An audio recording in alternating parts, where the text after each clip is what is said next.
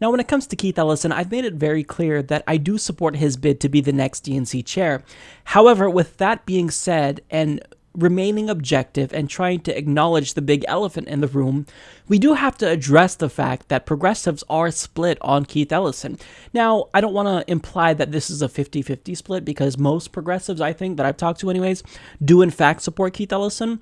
I think the split is more like 70-30 or 80-20. There's a significant portion of the progressive wing of the Democratic Party that are really apprehensive about Keith Ellison, and they just outright reject him. So now this is for two reasons. One of them is for political miscalculations he's made, and two, another reason is because of policy substance. So getting to the political reasons first, according to the Miami Herald, U.S. Representative Keith Ellison of Minnesota, the frontrunner to head the National Democratic Party, is throwing his support behind a candidate in a controversial Miami-Dade County Democratic Party race.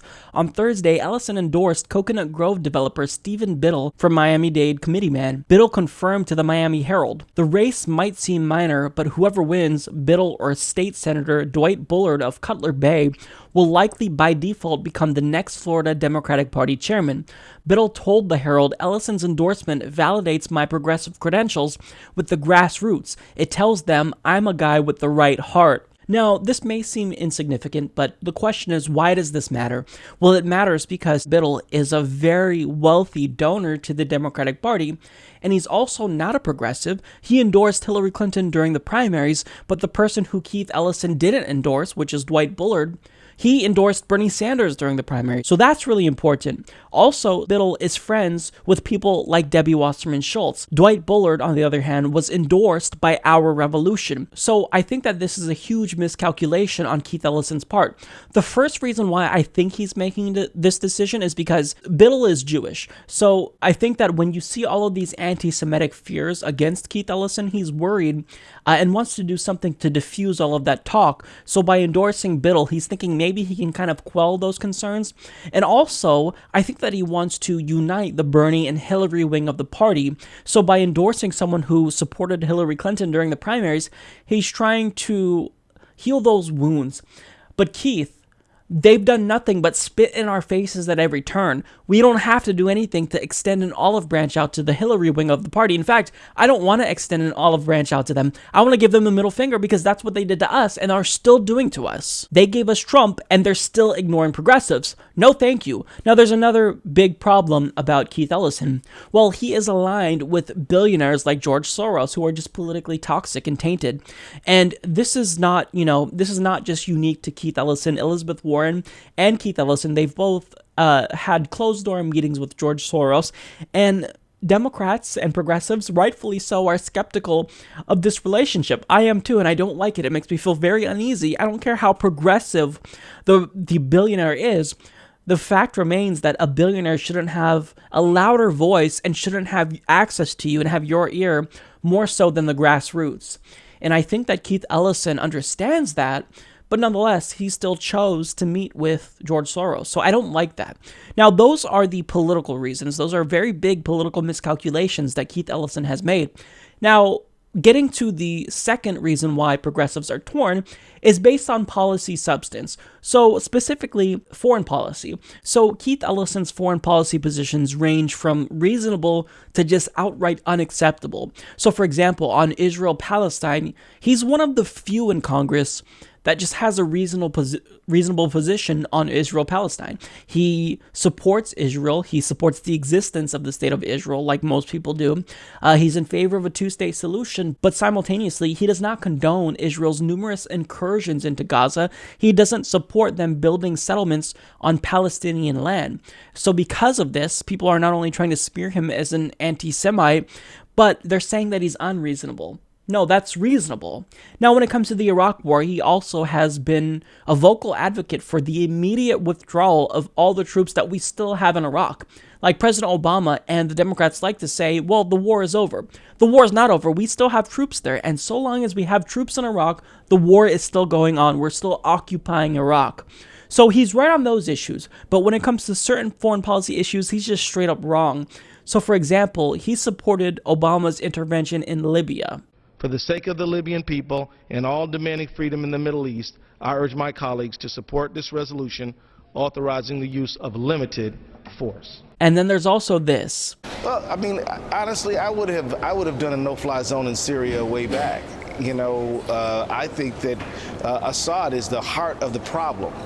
I think that, so I guess I have some suppositions that are fundamentally, I wouldn't have gotten this far down the road. Now, that was back in 2015, but he currently still supports a Syrian no-fly zone because he's one of 89 co-sponsors to the Caesar Syria Civilian Protection Act of 2016, which calls for an assessment of a Syrian no-fly zone, or so-called safe zones. So I find that position a non-starter for many politicians, and because of that position, I would never cast a vote for Keith Ellison to be the president if he were to ever run for that, because that type of foreign policy is unacceptable. A Syrian no-fly zone is something that could potentially lead to World War III because you are intentionally egging on Russia. You're saying, if you fly within this area of Syria, then we're going to shoot down your planes. You're also potentially killing a lot of civilians. So I vehemently disagree with him on this policy. However, when you look at Keith Ellison's domestic policy and you exclude his foreign policy positions, you'll see that he is as good as it gets. So for example, Keith Ellison, he's one of my favorite politicians because he doesn't always toe the party line. He vigorously campaigned against the TPP. He even called out Obama's record-breaking deportations of undocumented immigrants, and he also defied the entire political establishment and endorsed Bernie Sanders and was one of his most vocal supporters. So on one hand, you have someone who's incredibly progressive when it comes to domestic policy issues, who stands up for American workers and criticizes President Obama. But on the other hand, you have someone who I vehemently disagree with on certain foreign policy issues, but certainly not all of them. But in the end, I still do want Keith Ellison to be the DNC chair for several reasons. First, he has a strategy that prioritizes the grassroots efforts of the party over the Democratic Party's donors. And as the DNC chair, his focus wouldn't really be on foreign policy, but more so on domestic policy and getting out the vote for Democrats. And second of all, I actually want someone who's going to be fair during the 2020 Democratic primary. So if we actually do see Tulsi Gabbard decide to run, I don't want an establishment insider trying to rig the primary against her like Debbie Wasserman Schultz did to Bernie. I want someone like Keith Ellison who's going to be fair and set up a process that will allow for all candidates to get their voices out there and allow citizens to make a real democratic decision. Now, third, you're never going to agree with someone on 100% of the issues. And even though, supporting a Syrian no-fly zone is a significant problem that I have with him, and again, I wouldn't support him if he ran for president because of it, but as DNC chair, that's a position that's different. Fourth, if we reject Keith Ellison, we probably are going to get Tom Perez. So that's someone who presumably supports the Syrian no-fly zone, but also the TPP. So the best option clearly is Keith Ellison, of anyone who can win. So if we say we don't want Keith Ellison, we get someone who's objectively worse for progressives.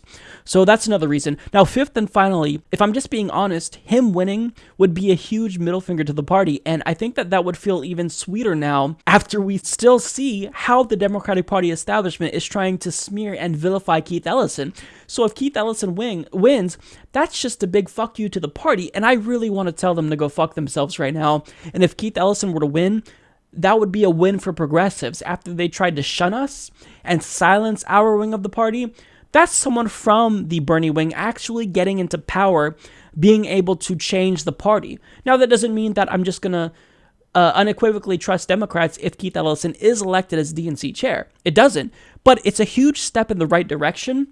And even if he does become the DNC chair, that doesn't mean that I'm just going to accept everything that Keith Ellison does. We're going to hold his feet to the fire, and we're going to be cautious about Keith Ellison and call him out if he pushes for anything that is a dangerous or a centrist or just a not progressive policy.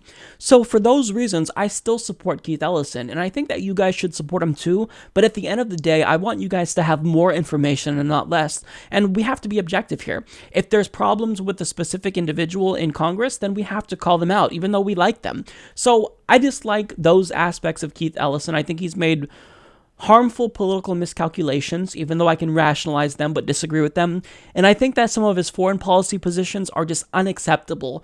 However, by and large, he's the best candidate in the race. And I wouldn't even call Keith Ellison the lesser of two evils, because when it comes to domestic economic policy, he's honestly as good as it gets. He's a Bernie Sanders and Jill Stein for me on economic issues. So I do support Keith Ellison, and I think that Benjamin Dixon, who is a progressive colleague of mine, he makes the point about not wanting to purify ourselves into oblivion. So if we become too unreasonable, and if we only advocate for people with a 100% progressive record, well, then we're never going to win. And I want to win right now. I think that during the time of Donald Trump, we need someone like Keith Ellison, who is a true progressive, who will prioritize grassroots efforts over the donors. And this is something that, he has explicitly stated he intends to do. And I know that there's some people who are against working within the Democratic Party just to begin with, and they just want to abandon them and go to green. And I get that. I get the inclination and why that's desirable,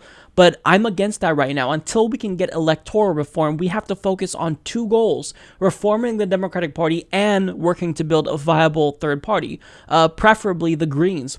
So I support Keith Ellison. I think he'd be a huge step in the right direction, but let's be objective and admit that he's not perfect. But there's not going to be someone that you agree with on 100% of the issues. I only agreed with Bernie 99% of the time. I only agreed with Jill Stein 99% of the time. I agree with Keith Ellison probably 90% of the time. And I think that's enough for me. Support this podcast by joining the independent progressive media revolution today at humanistreport.com.